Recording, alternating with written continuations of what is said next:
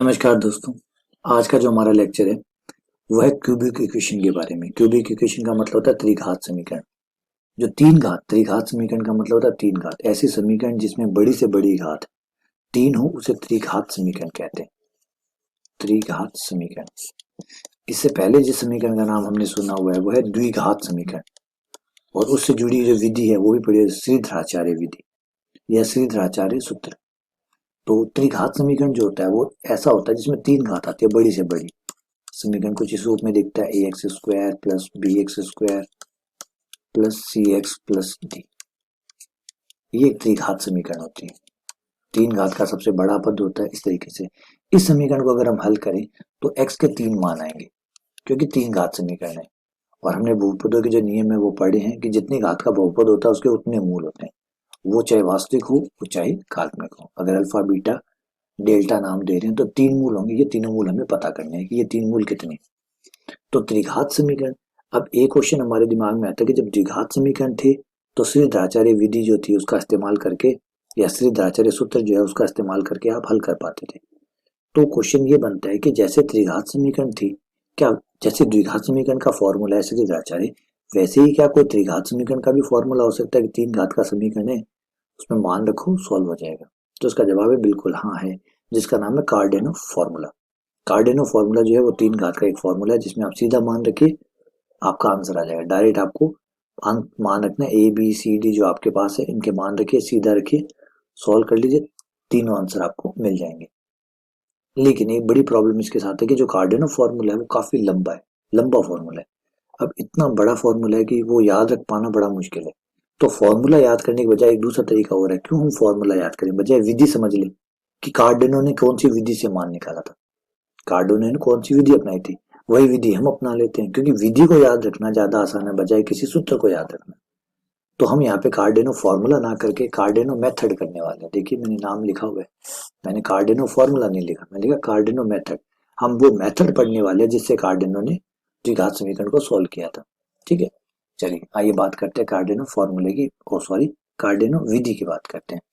विधि के लिए आपको क्या करना है कि आपका दिया गया क्वेश्चन जो है उसकी तुलना आपको इस समीकरण से करनी है। एक्स की पावर तीन, तीन यू की पावर एक बटा तीन, वी की पावर एक बटा तीन, x minus u plus v बराबर जीरो। इस समीकरण से आप अपने क्वेश्चन की तुलना करेंगे। लेकिन आपने थोड़ा सा अगर इसका ध्यान दिया हो तो इसमें एक चीज मिसिंग है, एक चीज मिसिंग है। अगर आप ध्यान से दे तो क्या है मिसिंग? एक्स क्यूब है, वो तो होना ही था क्योंकि त्रिघात समीकरण तो होना ही है। एक्स का पद है, ठीक है, बिना एक्स का पद यानी अचर पद वो भी है, लेकिन यहाँ एक्स स्क्वायर का पद नजर नहीं आ रहा। एक्स स्क्वायर का पद कहाँ गया? एक्स स्क्वायर का पद नहीं है। ये बेटा थोड़ी सी प्रॉब्लम आएगी। ये प्रॉब्लम ये आएगी जब आप कार्डिनो वाला ये जो मेथड है ये जब यूज करेंगे तो आप इससे तुलना करेंगे, और इससे तुलना करने के लिए आपका जरूरी है कि जो आपका क्वेश्चन है उसमें एक्स स्क्वायर का जो गुणांक है वो जीरो आना चाहिए। एक्स स्क्वायर का गुणांक जीरो होना चाहिए। एक्स स्क्वायर का गुणांक आपके दिए गए क्वेश्चन में जो एक्स स्क्वायर है उसका गुणांक जीरो होना चाहिए। तो फिर आप ये बोलोगे सर एक्स स्क्वायर गुणांक हमेशा जीरो थोड़ी होता है, कोई इक्के दुक्के सवालों में हो सकता है एक्स स्क्वायर का गुणांक जीरो। सारों में एक्स स्क्वायर का गुणांक अगर जीरो हुआ तो फिर वो सारे समीकरण ही नहीं बनेंगे। कुछ समीकरण ऐसे भी होंगे जिनमें जीरो नहीं होगा।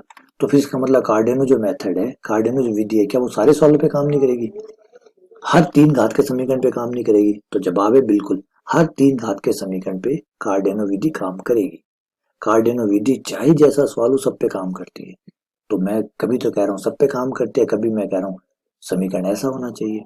तो बेटा एक चीज हो रहा है कि एक्स स्क्वायर का गुणांक चाहे जीरो आए चाहे ना आए, आप एक्स स्क्वायर का जो गुणांक है उसको एक छोटा सा मेथड है जो भी मैं आपको दिखाऊंगा, उस मेथड की सहायता से आप एक्स स्क्वायर का जो गुणांक है उसको जीरो कर सकते हैं।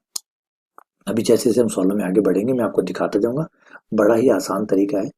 एक्स स्क्वायर का पद अगर नहीं है तो आप सीधा ही आंसर निकाल लेंगे। मैं आपको हर टाइप का सवाल करके दिखाऊंगा, वो सवाल करके भी दिखाऊंगा जिसमें एक्स स्क्वायर का पद आएगा, वो सवाल भी करके दिखाऊंगा जिसमें एक्स स्क्वायर का पद नहीं आएगा, वो सवाल भी करके दिखाऊंगा जिसमें सारे पद आएंगे। यानी हर टाइप के सवाल को मैं आपको सॉल्व करके दिखाऊंगा बिना एक्स स्क्वायर वाले। ठीक है, वो सवाल भी करके दिखाऊंगा, जिस वो सवाल भी करके दिखाऊंगा जिसमें एक्स स्क्वायर आएगा परंतु एक्स नहीं आएगा, वो भी करके दिखाऊंगा जिसमें सभी पद आएंगे। यानी ये तीनों टाइप के क्वेश्चन जो है मैं करके दिखाऊंगा और कार्डिनो विधि इस फॉर्मूले द्वारा ही करके दिखाऊंगा। तो पहले क्वेश्चन कौन से, एक्स रहित, एक्स स्क्वायर रहित, जिसमें एक्स स्क्वायर का पद नहीं आएगा, पहले वो करके दिखाऊंगा। ठीक है, फिर वो करके दिखाऊंगा जिसमें एक्स स्क्वायर का पद आएगा परंतु एक्स का पद नहीं होगा। एक्स स्क्वायर का पद होगा परंतु एक्स का पद नहीं होगा। और तीसरा वो जिसमें सभी पद होंगे, चाहे एक्स स्क्वायर हो, चाहे एक्स हो, चाहे अचर पद हो। तो हर टाइप के जो सवाल है, कैसे भी टाइप के सवाल हो, मैं आपको इस मेथड कार्डिनो विधि द्वारा तीन घात का समीकरण होना चाहिए, चाहे कैसा भी क्यों ना हो, तीन घात का समीकरण मैं आपको हल करके दिखाऊंगा।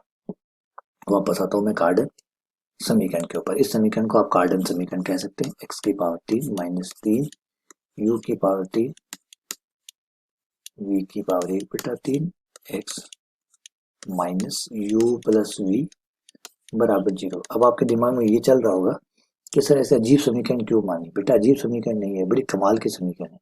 अगर आप इस समीकरण से अपने जो दिया गया सवाल है उसकी तुलना कर लेते हैं और u और v का मान निकाल लेते हैं तो आपको x के तीनों मान मिल जाएंगे।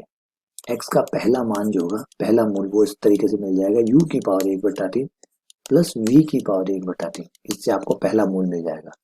दूसरा मूल आपका होगा u की पावर 1/3 ओमेगा, ओमेगा w नहीं है, ओमेगा, ओमेगा v की पावर 1/3 ओमेगा स्क्वायर। तीसरा x का मान मिल जाएगा आपको u की power 1/3 omega square plus v की पावर 1/3 और ओमेगा। ये तीनों मूल मिल जाएंगे। ओमेगा और ओमेगा स्क्वायर के इकाई के घनमूल है। ओमेगा का मान आपको पता ही है, पिछले लेक्चर में आपने पढ़ा है। ओमेगा जो होता है जिसका मान होता है -1 प्लस आयटा अंडर रूट 3/2, इसका नाम होता है ओमेगा। और ओमेगा स्क्वायर नाम होता है -1 माइनस आयटा अंडर रूट 3/2। तो ये तीनों मान आपको, तीनों मूल जो है u और v का मान रखे, तीनों मूल आपको मिल जाएंगे। तो अब बेटा एकदम सीधा हो गया। आपको अपने जो क्वेश्चन जो दिया जाए, जो सवाल आपको दिया जाए, आपको इससे तुलना करनी है, इस समीकरण से। अब आप कहोगे इस समीकरण में ना हुआ तो, इस समीकरण में ना हुआ तो मैं आपको इस समीकरण में बदलना सिखाऊंगा। मतलब अगर एक्स स्क्वायर का पद 0 ना हुआ तो ना हुआ तो जो काम है वो मैं करके दिखाऊंगा। कैसे एक्स स्क्वायर का पद ना हो तो उसको हटाया जाता है। फिर आप तुलना करके u और v का मान निकालेंगे, u और v का मान यहाँ रखेंगे, तीनों मूल पता कर लेंगे। ये हमारी पूरी थ्योरी है। तो सीधी सीधी सी बात है, इस समीकरण का मेन रोल है। ये समीकरण आपको uv का मान देगी, वो uv का मान रखकर आप तीनों मूल ज्ञात कर लेंगे। तो बिल्कुल भी घबराइए मत, जो थ्योरी पढ़ी है नहीं भी समझ में आ रही चिंता मत करिए। अगले लेक्चर से मैं प्रश्नावली के सवाल स्टार्ट करने वाला हूँ। सारी थ्योरी जो है वो सवालों पे लगेगी, तो आपको एकदम क्लियर हो जाएगा कि कौन u है, कौन भाई v है, कौन एक्स स्क्वायर है, उसको कैसे रखना है, कैसे हटाना है, सब क्लियर हो जाएगा। बहुत सवाल है, 10 सवाल है, 10 सवालों तक तो एकदम हर बात क्रिस्टल क्लियर हो जाएगी। ठीक है, चलिए तो बेसिक बात तो हो गई हमारी। आइए पहले एक बार थोड़ा मैं दोहरा लेता हूँ कि हमने क्या पढ़ा। हम ये बताने वाले हैं कि क्यूबिक इक्वेशन, क्यूबिक इक्वेशन का मतलब होता है ऐसी समीकरण जो 3 घात की होती है। ठीक है, जैसे हमने श्रीधराचार्य पढ़ा है 2 घात के लिए, और कोई भी द्विघात के समीकरण हो आप श्रीधराचार्य द्वारा सॉल्व कर सकते हैं, ये बात आप जानते हैं। तो अब आपके दिमाग में ये चलता होगा कि जो 3 घात के समीकरण है उनको हल करने का भी कोई ऐसा तरीका है जैसे श्रीधराचार्य। तो उसका जवाब है बिल्कुल हाँ। जैसे श्रीधराचार्य एक फॉर्मूला है 3 घात के समीकरण, 2 घात के समीकरण को सॉल्व करने का, वैसे ही कार्डेनो का भी एक फॉर्मूला है समीकरण को सॉल्व करने का। लेकिन कार्डिनो का जो फॉर्मूला है वो बहुत लंबा है, इसलिए हम फॉर्मूले को यूज करने के बजाय वो विधि को यूज करेंगे जो विधि उन्होंने इस्तेमाल की थी। और विधि जो है वो तरीका होता है, प्रोसेस होता है जिसको आप आराम से याद रख सकते हैं बजाय फॉर्मूले को। तो फॉर्मूला लंबा है इसलिए फॉर्मूले को स्किप कर रहे हैं, हम उस विधि को यूज कर रहे हैं जिससे कार्डिनो ने मूल निकाले थे। और वो जो विधि है उसमें इस समीकरण का सबसे बड़ा रोल है। इस टाइप की जो समीकरण है, इस समीकरण को लेके चलना है, इससे यूवी का मान निकालना है और एक्स के तीनों मान निकालने हैं। लेकिन इसमें जो परेशानी आएगी वो सिर्फ ये आएगी जब एक्स स्क्वायर का पद होगा तो कैसे हटाएंगे, उसके बारे में जरूर चर्चा करेंगे। वो हम अभी सभी टाइप के सवाल देख लेंगे, आगे जो करेंगे सभी टाइप के जो सवाल है वो कवर हो जाएंगे। ठीक है, चलिए बहुत बहुत धन्यवाद, शुक्रिया।